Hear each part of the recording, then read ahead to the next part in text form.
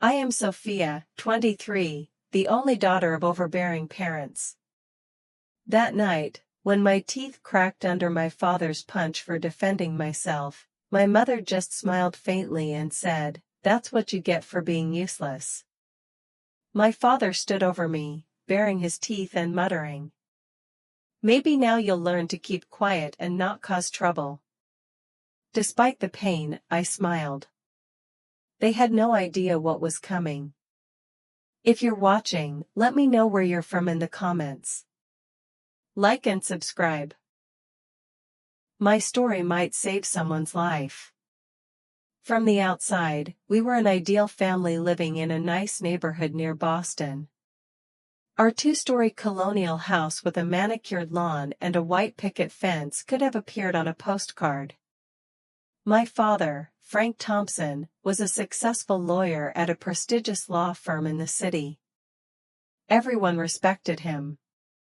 He donated regularly to charities, sponsored local sports teams, and had a kind word at community meetings.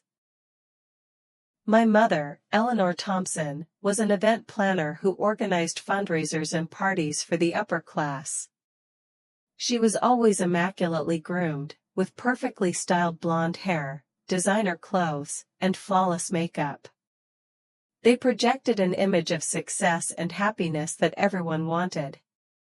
But appearances can be deceiving. The picture of perfect family life we presented to the world was a carefully constructed facade. I am fortunate to have a few rare gems of fond memory scattered throughout my childhood. My 10th birthday was one of those rare perfect days. My father was rarely so cheerful, probably because he had won a big lawsuit, and my mother had been taking her medication all week. They rented a small zoo in the backyard and invited all my school friends to join in. For just one day, I felt like a normal kid with loving parents. Dad even hugged me, a rare occurrence I can count on my fingers. Another golden memory is the only beach vacation I ever took when I was 12. We spent a week on Cape Cod, and for 7 days, the pressure and stress seemed to melt away in the salty ocean air.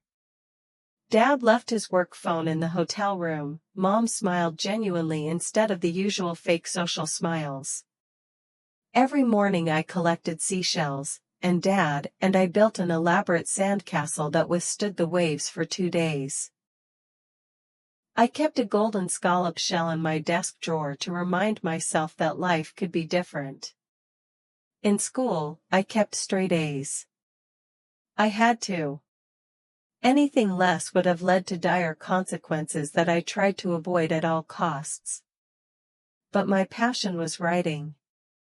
I kept a journal filled with stories, poems, and dreams of other lives. I wrote about faraway lands I would someday visit, imagining characters brave enough to stand up for themselves. My English teachers always praised my work, but I never showed it to my parents. My instincts told me it would be seen as a threat, a sign that I had thoughts and dreams beyond their control.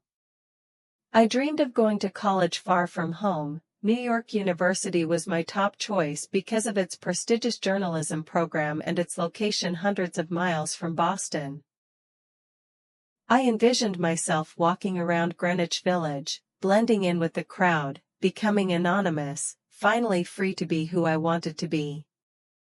I secretly searched for scholarships in the school library, knowing my father would never pay for my escape. Olivia Bennett, my only friend who knew anything about my family life, was my rock. We'd known each other since 7th grade, when she'd first transferred schools, before I'd learned to hide things so well. She'd caught me crying in the bathroom one day after my dad had thrown out my art collection, thinking it was useless. Olivia didn't press for details. I wasn't ready to share, but her quiet support kept me grounded. We'd sleep over when we could, the small moments of normalcy reminding me of what a real family was like. Her parents were kind, gentle, and argued respectfully, never yelling or hitting like mine. The stark contrast made me realize my pain all the more. My 11th grade English teacher, Mrs. Harrison, was the first adult to notice something in my writing that reflected a dark truth. After reading my fictionalized writing assignment, she invited me to stay after class. "You have an incredible talent, Sophia," she said, her eyes filled with concern. "The emotion in your writing is so real. You know you can talk to me if you need to?" I nodded but said nothing, not ready to reveal the truth. The recognition planted in me the seed of hope that words could be an escape. I became skilled at crafting a public facade that didn't reveal my private pain. I smiled at the right times, participated in just enough extracurricular activities, kept a safe social distance so I wouldn't be suspicious but wouldn't get too close. I was friendly but not intimate with most of my classmates. It became a habit to attend school events and excuse myself early with polite excuses. I became invisible in the most conspicuous way possible, blending into the crowd. My mind wove elaborate dreams of freedom, imagining walking out the door at 18 and never looking back. I dreamed of a small, bustling apartment where neighbors didn't know my name or care when I came or went. A place where I could speak without measuring my words, laugh without fear, be myself without having to listen to the atmosphere around me. The reality was more complicated. Though I dreamed of escape, I understood the invisible chains that kept me in that house: financial dependence, long-learned fear, and the haunting whisper that my parents might be right about me. Maybe I was ungrateful. Maybe I deserved the beatings. Maybe it was worse outside. But hope is the most enduring thing, growing in the darkest places, fueled by small cracks of light. And I protected that little flame fiercely through every fierce wind that nearly extinguished it. One day, I would be free. The first sign that my house was not like other houses came when I was 14. I had always felt the difference, the toxic tension that hung over the house, but that day was a turning point. I brought home my report card, nervous but quietly proud. All A's except biology, which was a B+. The teacher was tough, and most of the other students had lower grades. I thought my parents would be happy, or at least not angry. Finding my father in the home office, sitting among legal papers, I shakily handed him the report card and studied his face. He studied it closely, tears streaming down his face when he stopped at the B+. Suddenly, he slapped me, making me step back. "What is this?" he shouted, shaking the report card in front of me. "Do you think mediocrity is acceptable in this house? The Thompsons never settle for average." My mother appeared in the doorway, hearing the commotion. She didn't defend me, just shook her head. "You have to try harder, Sophia," she said coldly. "Don't disappoint me." That night, I cried silently into my pillow, careful not to make a sound. The pain wasn't from the physical wounds, but from the realization that my mother wouldn't protect me. I knew I was completely alone in my own home. The control escalated after that. My father began checking my phone regularly, reading my messages, listening to my calls. He installed parental control software to know every website I visited. The curfew was unchangeable: 6 p.m. on weekdays, 8 p.m. on weekends, no exceptions. He censored my friends, forbidding anyone he deemed unworthy or from his family. One embarrassing moment was when I was studying in a group at Olivia's house. There were 5 of us sitting around a table covered with books and linens. Suddenly, my father appeared at the door, following my phone, ignoring the social cues and telling me to go home immediately. My classmates looked at me silently, their faces burning with shame.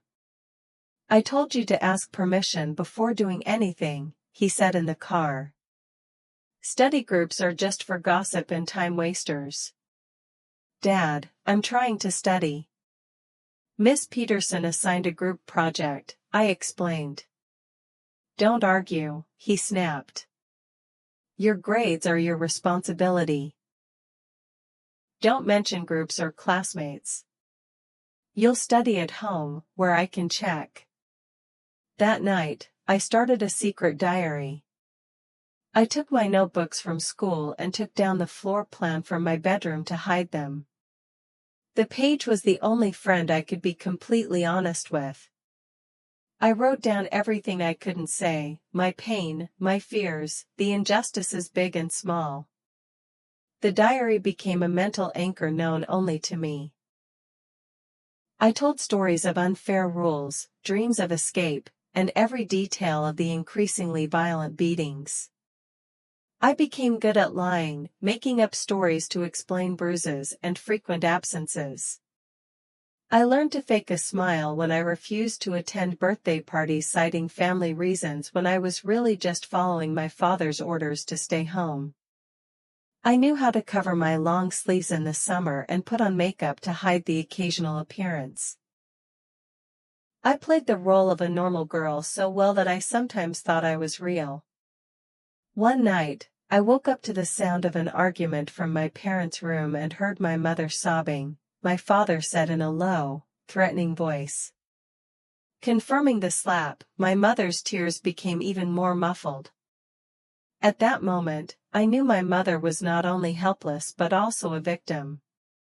That did not excuse her for abetting, even abusing me at times. But it did help me understand her a little better. She was trapped in her own way.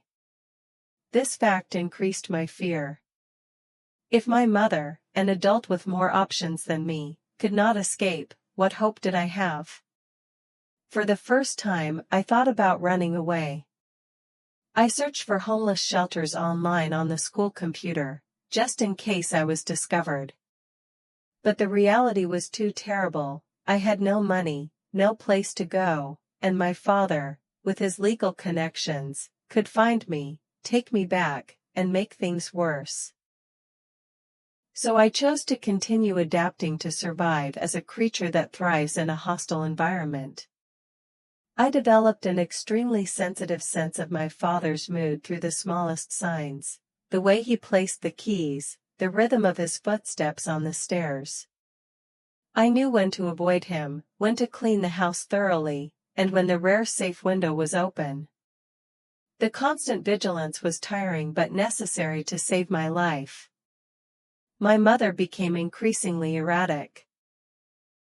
Some days she was almost kind, giving me extra food, signaling when my father was angry. Other days she hated me like an enemy, scrutinizing my every move, her tone of voice as if I were an annoying prick. I didn't know how I would meet her that day. As I grew older, the hope of even the smallest improvement grew. When my 16th birthday came, I wished for less pressure, for my parents to acknowledge my maturity. That naive dream did not come true. The birthday passed quietly, without a party. Dad was away on business, Mom was in bed sick with a headache, which I gradually realized was due to her secret drinking. Olivia gave me cupcakes lit with candles in the bathroom, where fires were forbidden. That small gesture and the friendship meant more to me than the party. That night, writing in my diary, I promised myself that I would survive 2 more years. Get through school, get a scholarship. Then find a way to get out. I was determined not to let anyone break my will. At 17, the pressure was at its peak, national exams, college applications, planning my future. While my friends were happy, I was caught in an internal war between my desire for freedom and my father's imposition. You're going to Boston University and SUFFK Law, my dad announced at the dinner table, like an order. He'd already talked to the principal. You're going home to school, saving on dorm fees. I collapsed inside. There was no New York, no newspapers, no way out. Dad, I want to study journalism. The school counselor says I'm good. I tried to keep my cool. Dad's face darkened. Journalism is a dead end, full of deceptive propaganda. My son won't waste his money on that. You're right, my mother chimed in. Journalism is for people who can't get into practical jobs. I should have stopped. Experience had taught me that arguing with my father was painful. But anger flared. I don't want to be a lawyer, I want to write and study in New York. I'm secretly looking for a scholarship, it won't cost you any money. The silence was suffocating. Dad put down his chopsticks slowly, his expression growing more alarmed. Go upstairs, he said. We'll fix your attitude. Then 3 hours later, after Mom had gone to bed, Dad came into the room without knocking, closing the door softly but more terrifyingly than if it had been slammed shut. The beating had left my ribs bruised and my lips split. He'd discovered the scholarship I'd hidden in my desk. There was no forgiveness. I learned that dreams were just luxuries I had no right to. The next morning my mother saw the bruise but said nothing. I put on my new concealer right before school. Mr. Davis, the school counselor, saw it but didn't ask much. Once he whispered, Sophia, are you okay? Fine, I said. I tripped over my finger. He said, you can tell me if you're having trouble, I'll keep it a secret. I almost cried.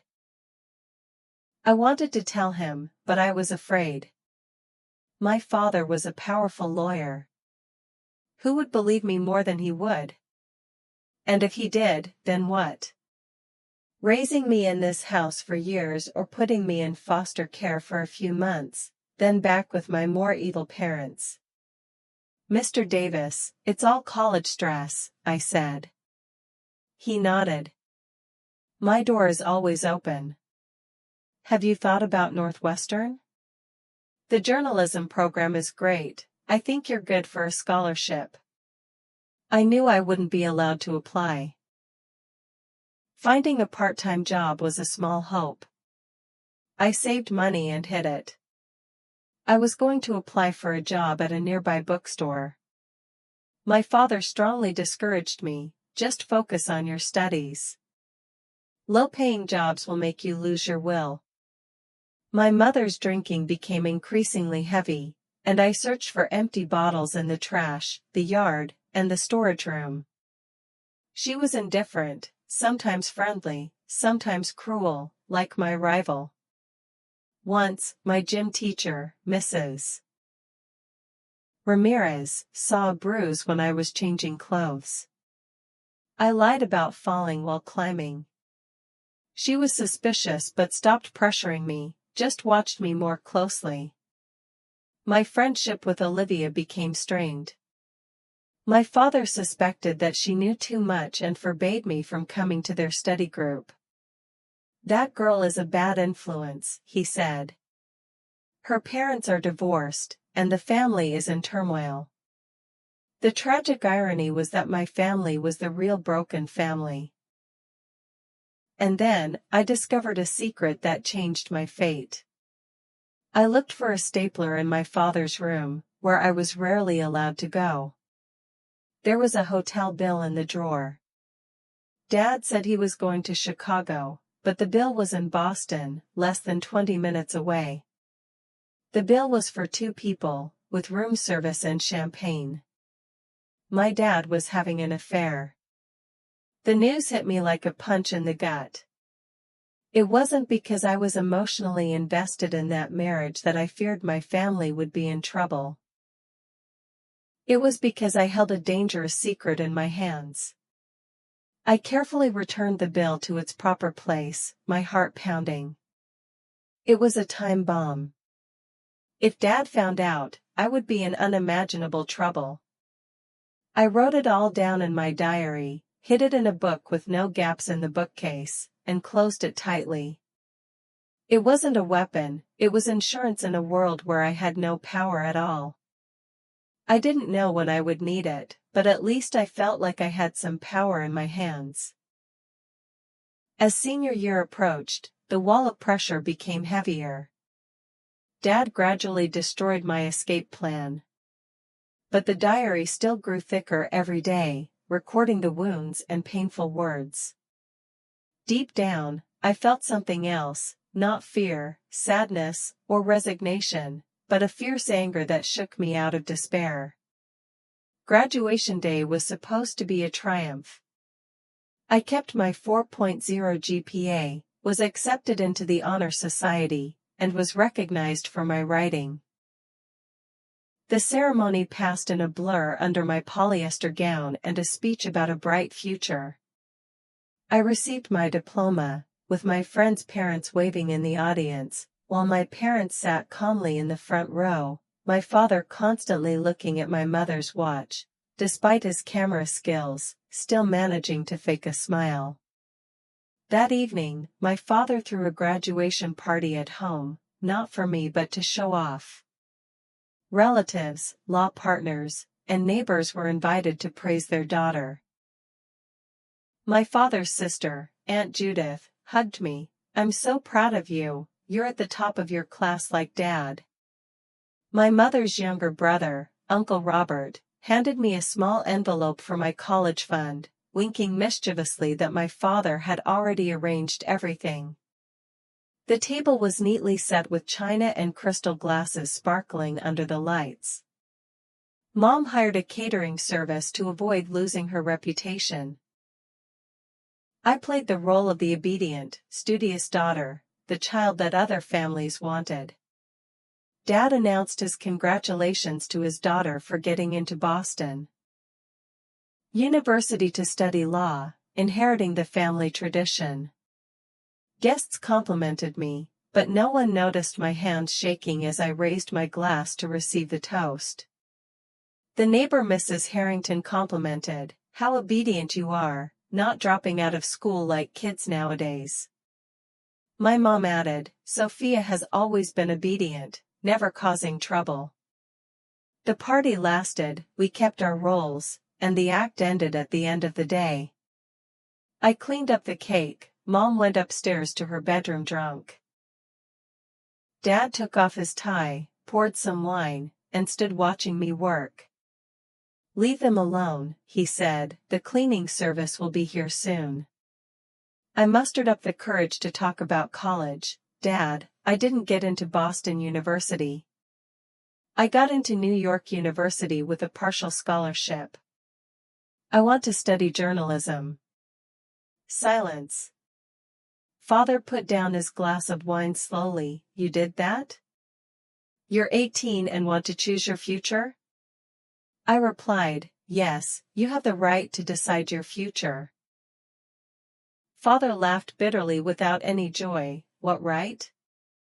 After all, your parents gave you house, food, opportunities. You repay them with rebellion and ingratitude?" I stepped back, knowing clearly in his eyes the danger was rising. "You never gave me a chance. You just built a prison. You never asked me what I wanted, who I was. You just decided everything," I replied. Father's anger transformed, roared, and hit me with a fist strong enough to break my face. I tried to protect him, but he was stronger. The anger that had accumulated for so long overflowed. "I will learn as you wish," he shouted, punching me again. Blood in my mouth, my head spinning, I tried to avoid the injury. Mother stood at the door, not caring at all, laughing dryly as if she had been drunk. "Only useless people accept that." Dad gasped, adjusting his shirt cuffs, as if he had completed his mission. "You will learn to be quiet, carry you to the bathroom to wash up."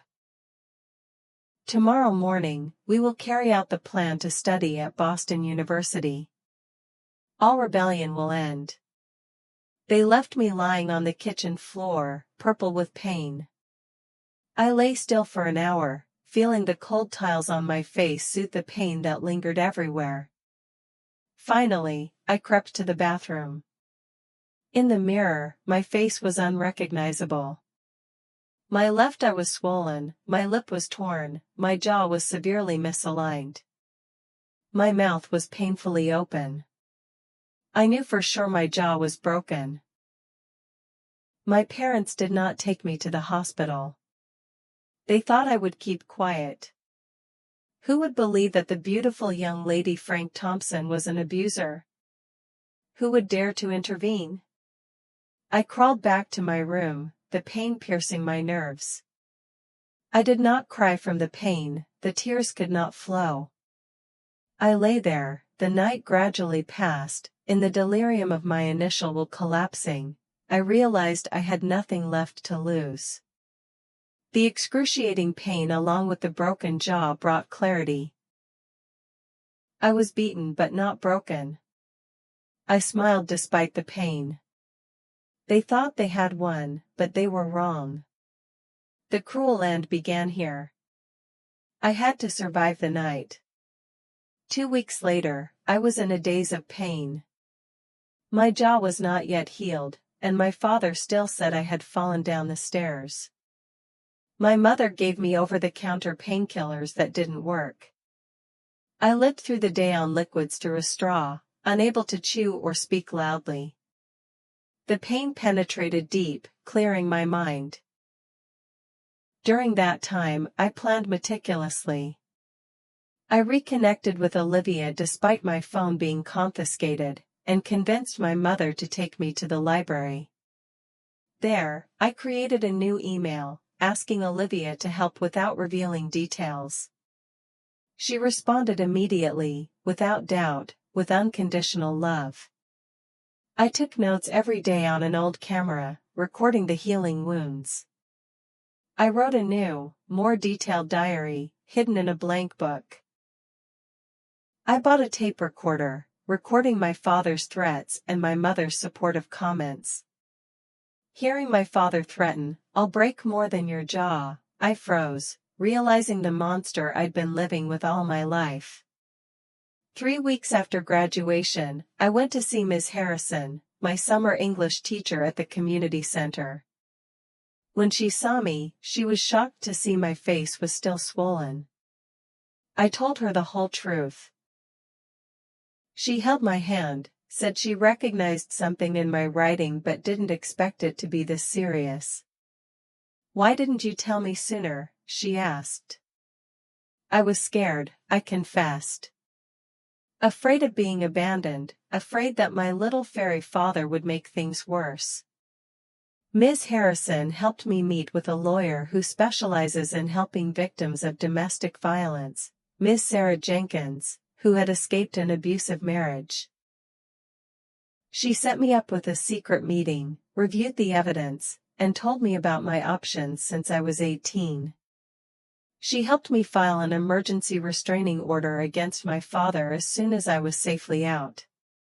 When I told her about my father, she discovered that he was under investigation for violations of legal ethics, embezzlement of client funds, conflicts of interest. His situation was even more dangerous as his power weakened. Thanks to Ms. Harrison's connections, I was accepted into the NYU journalism program despite submitting my application late, along with a scholarship for needy students. The dean said my essay was one of the most moving documents they had ever read, and they wanted to help me. Olivia was a solid support.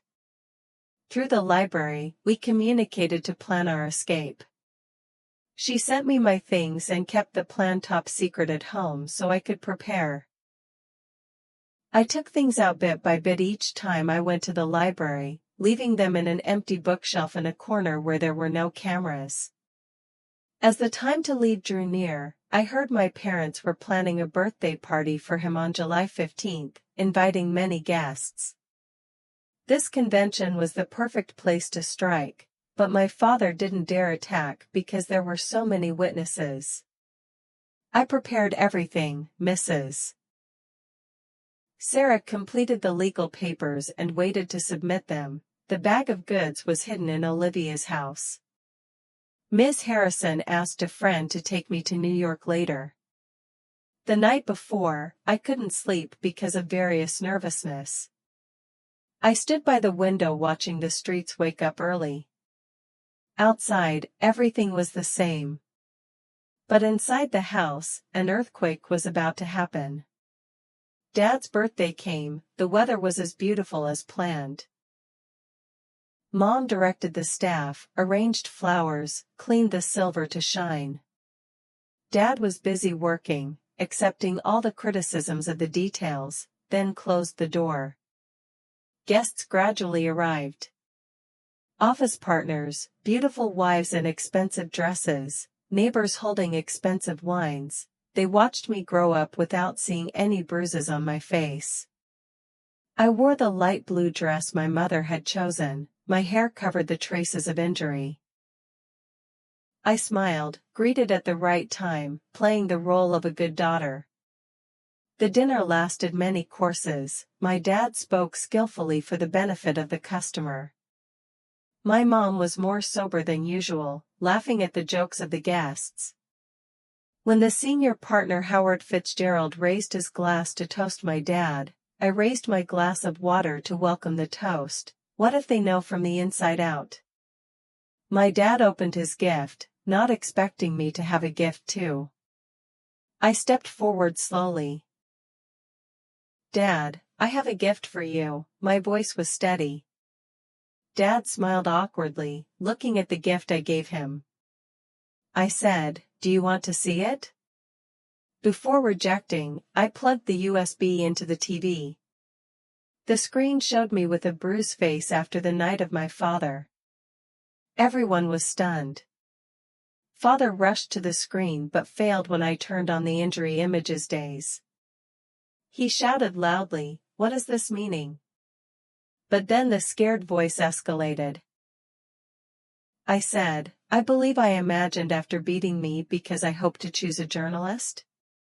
The doorbell rang. I opened, the two police entered. I had previously reported. They check and separate witnesses. My mother surrendered when I was interrogated. She criticized me, or feared not to interfere. My father tried to threaten the legal relationship. The police read the arrest warrant, chained him in front of guests and colleagues. The peak shame for the cold before. He looked at me for the last time intimidating. I will regret it. It is nothing without this family. I walked over, replied, "On the contrary, I have nothing but a fake mask." Guests leave in silence shocked, the party forgot. Mother locked the door, smashed the glass according to drunkenness. I stood in the kitchen, feeling relieved, seemingly the burden of shaking off. Olivia waited outside the car, picked me up to the temporary shelter before departure to New York. I walked across the room, my childhood, only kept evidence for safety and Cape Cod shells, the light icon in the middle of the night.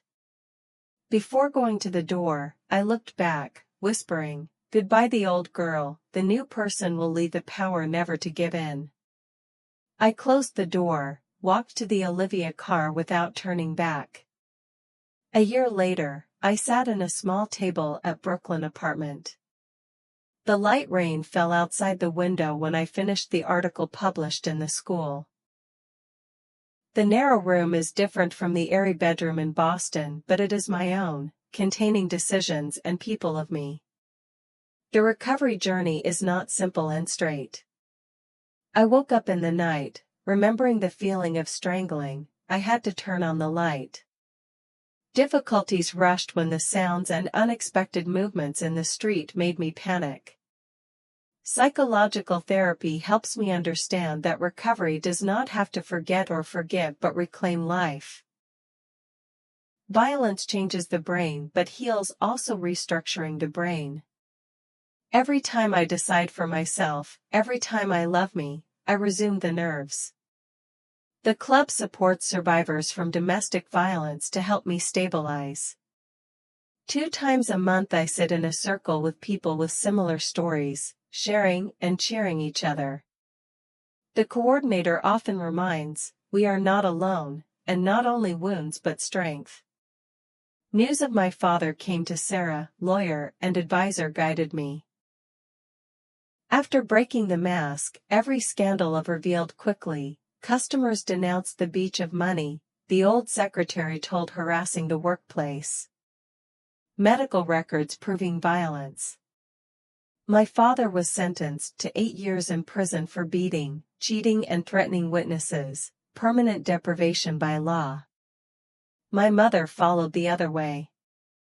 After arresting her father, and she went to the center of the wine cessation for 90 days. She wrote a letter, apologized and tried to explain her failure as a mother. I received a letter many times and took away, not ready to reply. Therapy told me that I am not obliged to reconcile in any cycle. An article was published in the early spring newspaper about the signs of teenage family violence, not using private but inspired. I was invited to sow cognitive seeds in high schools, sharing knowledge and resources to help people suffer. Shan came, Ms. Harrison visited me in New York, bringing the news of Olivia, who had started college but was far away from the old area. Sitting coffee on Washington Square Park, I discussed the future, no past. I have extraordinary power, she said. I humbly, just do what you need to do to survive. She replied, it is the power that is to do what it needs to do, no matter how difficult. Mr. Davis, an old school advisor, sent an email regretful and proud that I saved myself. You have extraordinary courage. I changed the way to help students thanks to the lesson from you. In New York I create a new but sustainable relationship. In the room, Zoe, like sister, know when I need privacy and when I am not isolated. Ethan, photography classmates, gradually became a lover. Everything slowly, respect the limit, share the full story after 6 months of knowing each other. He listened without judgment, no pity. He just said, thanks for believing in me. Civil compensation and scholarships help me stabilize financially, focus on studying and healing. I founded a small fund to support young people to escape violence, called Next Chapter, emphasizing that survival is not an end. When I sat in the desk, the reign was completed, I reflected on everything. True pain, deeply damaged, visible scars and not visible on people.